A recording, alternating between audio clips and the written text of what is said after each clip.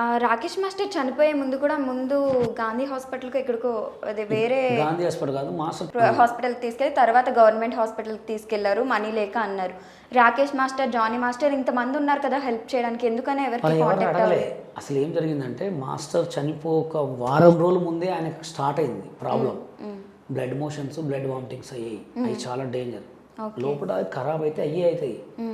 ఇప్పుడు ఒక్కడి దాకా ఎందుకండి, చేతికి పుండైంది, రీజన్ పుండైంది అనేది ఏమైంది, ఆయనకి షుగర్ ఉంది కాబట్టి అది ఇంకా ఇన్ఫెక్షన్ అయిపోద్ది బాడీ, మనకు కూడా సెప్టిక్ అవుతుంది. సెప్టిక్ అయి పట్టుకోపోతే ఏమైంది, చేయలేదు.